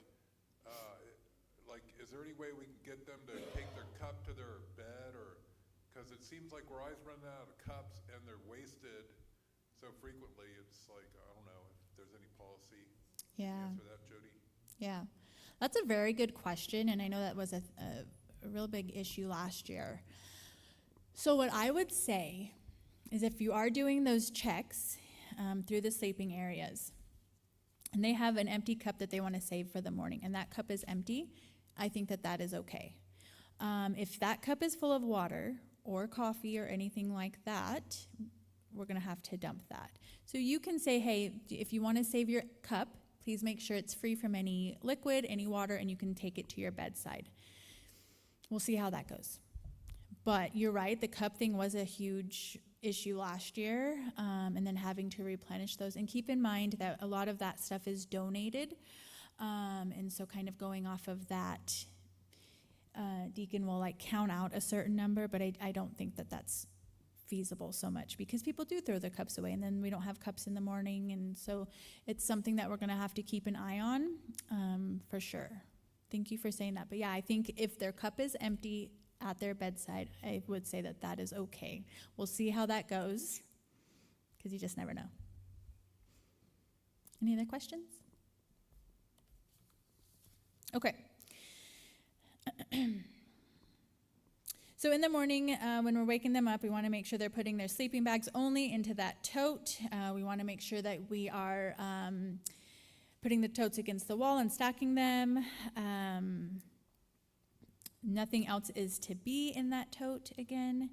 That last shift is going to be doing tote checks. So as we're putting the totes, if it feels like there's something in there, let's check it and see what's going on in there, okay? Remember, when we're doing this stuff, we're always wearing gloves. Okay? Putting the tarps up, putting those away, cleaning the coffee and tea station, vacuuming when we're at a place that is vacuuming, that is carpet, we're going to vacuum. The Presbyterian Church, we do need to make sure that we're dust mopping in there every morning. We're cleaning all surfaces. We're checking the bathrooms before we leave, and we're cleaning those bathrooms, okay? So wiping everything down, wiping the toilets down, and making sure that the trashes are out is huge.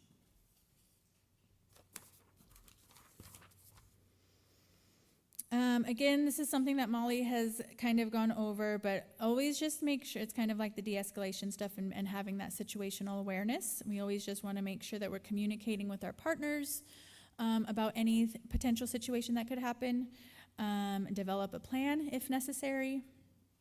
Remember that the Sheriff's Office is here to help.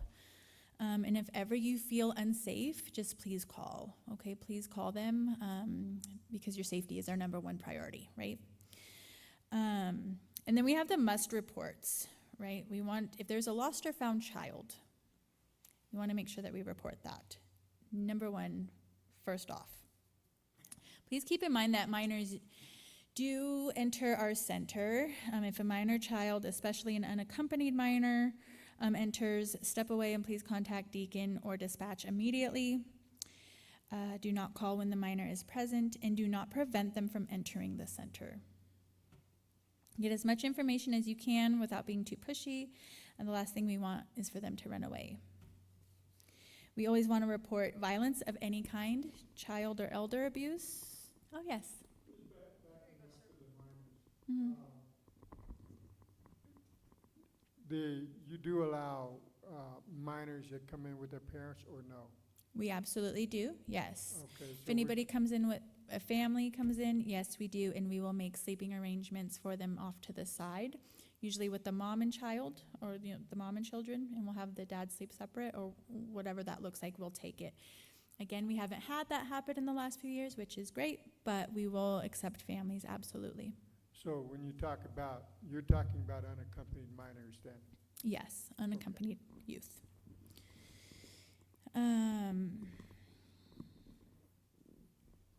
We want to report, of course, death, medical emergencies, psychiatric emergencies, any situation that is likely to put a volunteer and or a guest in harm's way. Persistently disruptive behavior, this happens.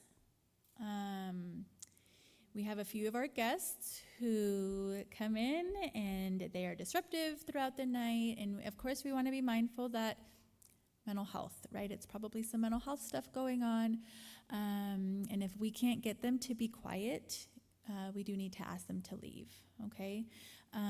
Because we have a whole room full of other people who are trying to sleep, okay? And so sometimes we have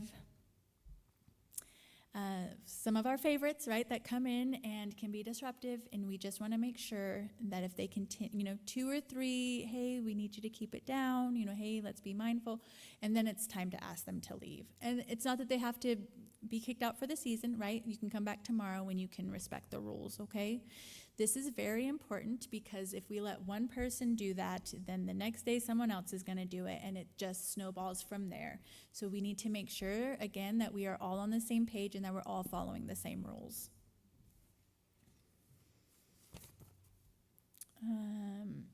NOTS management has the right to and will on occasion search our guests and their personal belongings. NOTS management and volunteers have the right to search guests' bin left at the center.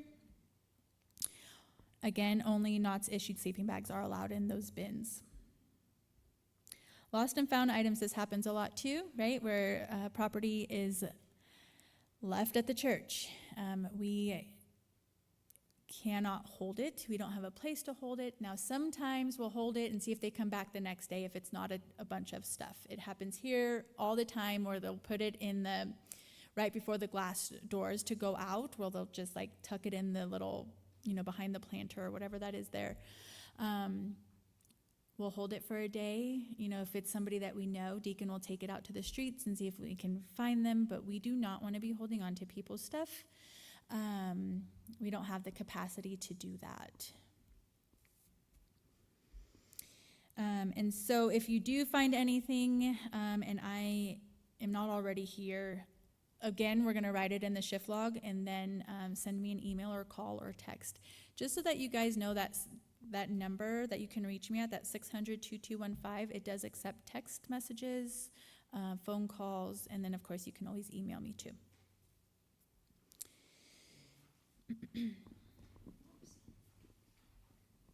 So let's talk about, oh yes, go ahead. What about bicycles? Last year they were getting way too many of them, and they get to be a hazard for people walking by, and they tip over and hit people and stuff. So if somebody comes in with a bicycle, they need to take it with them in the morning. I remember, I think it was at this location actually, that there was a bike left out here for quite a while. We don't want to leave the bicycle. So if there is a bike, we want to make sure that we report it, that you let myself or Deacon know, and that we can remove the bicycle, and then we'll hold it. That's something that is of great use, right? We don't want to just toss that or trash it. We want to make sure that we try and find the owner going forward. Go ahead. They want to bring them inside, that's my point. They want to stick them inside the doorway, they just really have. I think he's talking about the guests. Oh, got you. Keeping them for the next morning. So each location is going to be different, right? And so I think what we'll do is we'll take a look at that, right? I don't want them to have this whole, stash of bikes outside and then the bikes get stolen, right? This is something that is necessary to them. So I think each location, we can look at that and see where the designated bike spot is going to be, and then we can mark that in our shift log and in the specific information for each church. So again, each church is different, so we'll mark where the bike spot is going to be and make sure that everybody is aware of that. Any other questions? Yes. This might be a weird question, but what about people that can't get down on the floor? Maybe they're wheelchair bound, or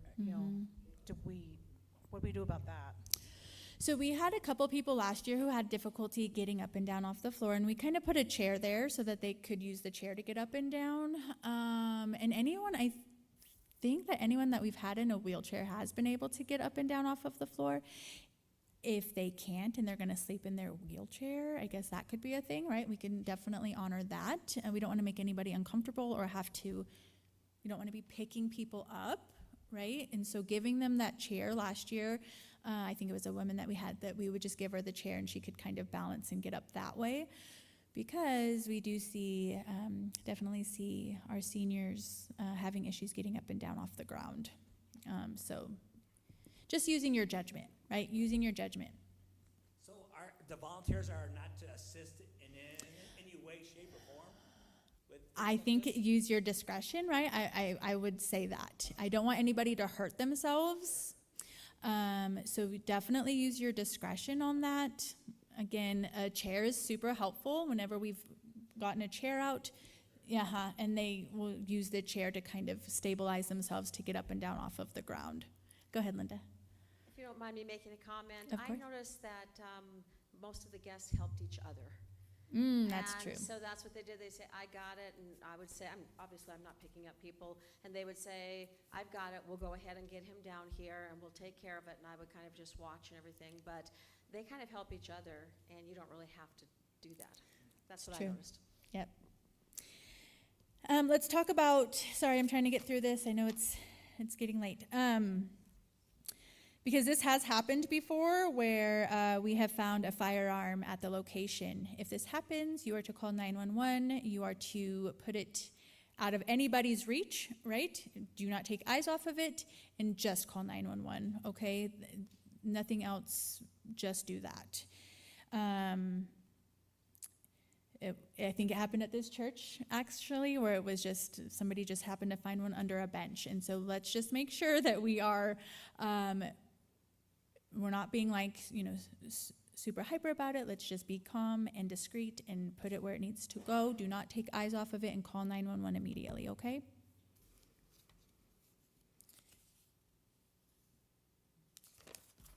We're almost done, yay. Okay.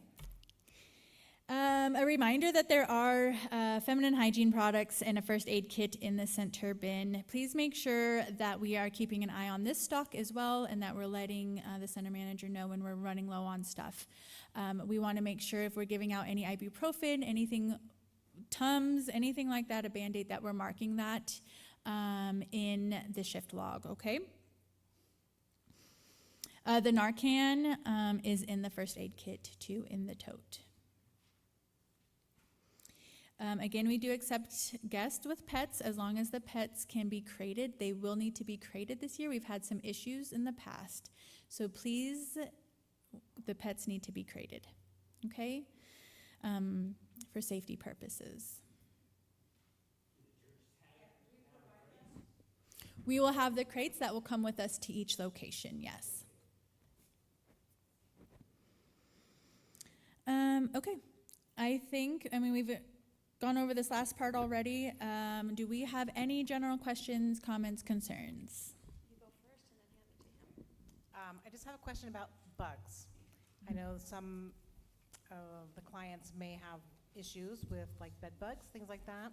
So how are we handling their personal belongings or concerns about that? Okay, so knock on wood, we haven't had any bed bug breakouts, anything like that. So we just want to make sure when we're handling anything that we are wearing gloves all the time. We want to make sure, and I think it's noted in here, they are to use the sleeping bag that we provide only. We're not letting them get out all their blankets and sleeping bags and put that all over the place, okay? They are to use the sleeping bag only, and that is it for that purpose. So hopefully that kind of helps. We haven't really had to address anything like that. So I think that right now, the protocol that stands in place right now is with the sleeping bags, just using the NOTS issued sleeping bag helps to mitigate that issue.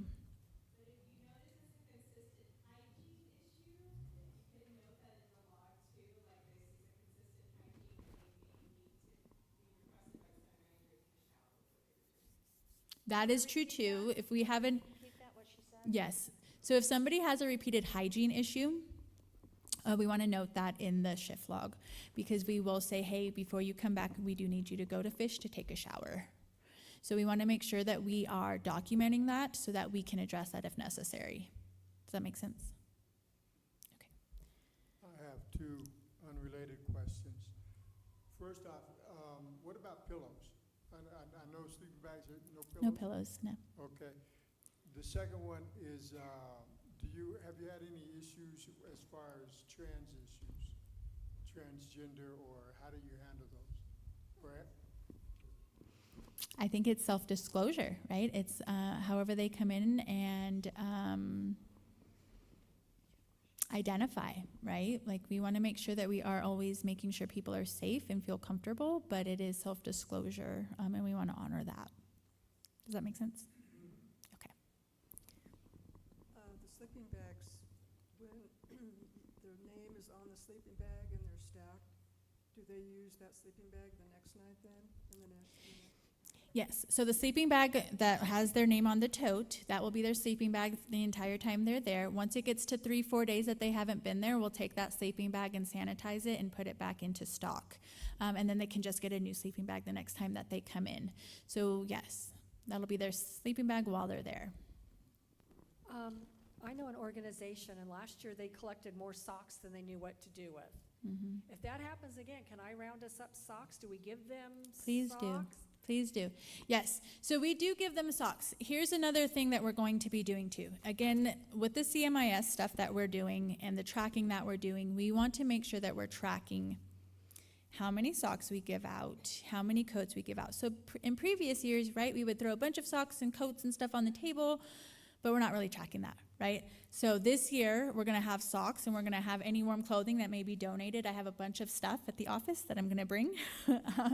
But we wanna make sure that we are, what's your name, here's some socks, right? You can give them a couple different pairs, but we're writing that down in the shift log, okay? So Joe Smith, 3 pairs of socks, okay? Jane Andrews, I don't know, 1 coat, right? We want to make sure that we're logging that stuff. So, and absolutely, we're always in need of socks. Yes. Thank you. Any other questions? Yes.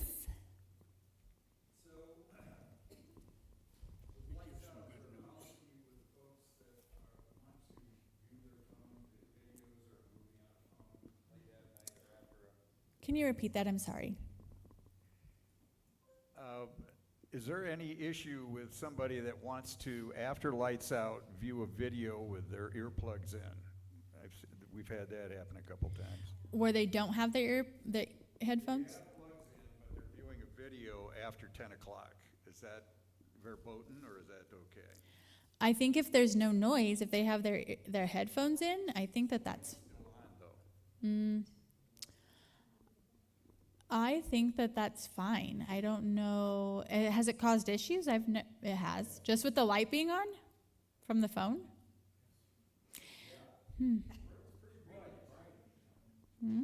That's interesting.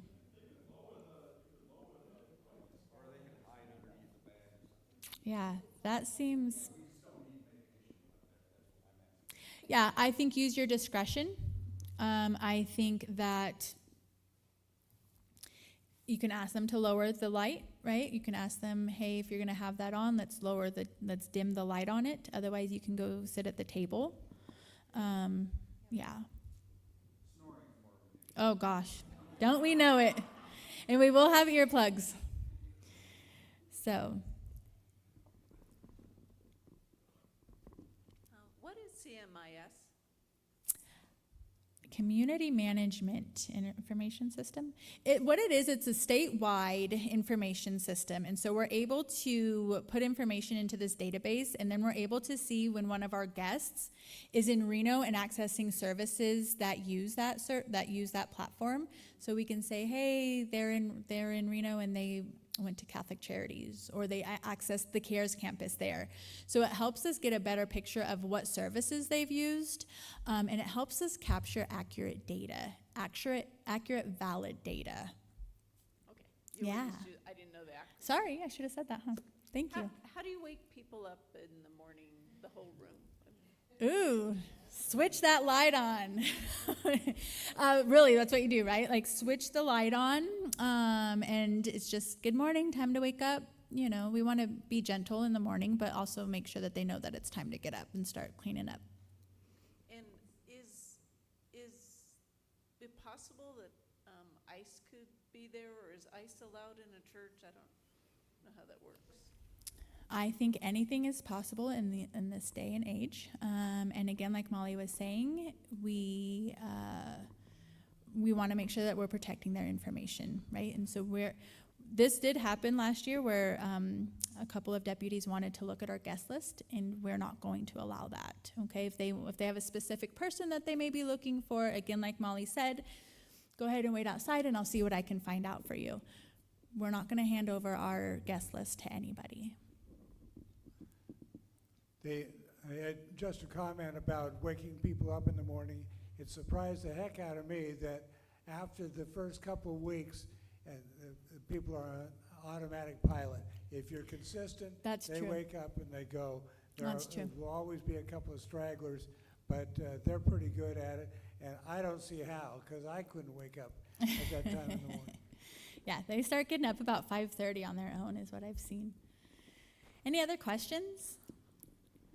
Hopefully we didn't scare anybody off. Hold on one second. Yeah, go ahead. Isn't that info list protected by HIPAA, which means you really can't turn it over unless someone has a warrant? So yes, so we want to make sure that is like Molly said, we're putting this stuff into a database now, and it is protected information. So we don't want to turn anything over. Absolutely, unless they have a warrant. Please do, yes.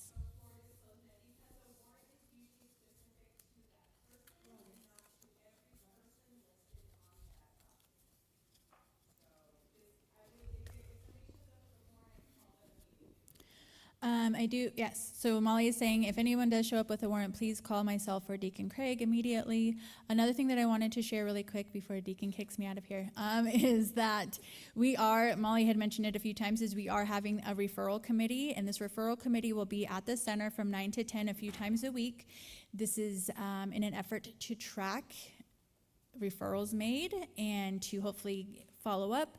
So one of the questions on our registration form is, are you interested in resources? And so we can check if they are, we can check yes, and then we will be following up with that to help connect people to resources, right? To help connect them to housing, mental health services, whatever the case may be. So just know, last year we kind of left it up to everybody, but we are having a specific committee for this. It doesn't mean that you won't give a resource, right? Like we talked about, you can always look in that binder and write stuff down that way. But that is something that we're also doing this year to track data and to see the success of what we're doing, right? That matters, yes. As a volunteer, are we allowed to evangelize there in any way, shape, or form? Oh, no, yeah. We're not a faith-based. We're evangelizing. There's an old saying, St. Francis said it the best. Sometimes you use words. Okay? So in other words, by our actions, we're evangelizing. Okay? I want to share something. I just got called out. I had to run out of here. And this will show you how closely we work with each other. One of our homeless just got into an apartment. Okay? However, because he is so well-known, he was seen going into this apartment that had been vacant for ages, and they called me to come identify him and say, yes, he could be in there. It's kind of funny. But most of you know him, and I asked if it's all right if I use his name. Bill Oakes will no longer be with us. He may be standing at the bus because the apartment's right there at the Vitality Center, right next door to it, so. All right, I have to go to work now.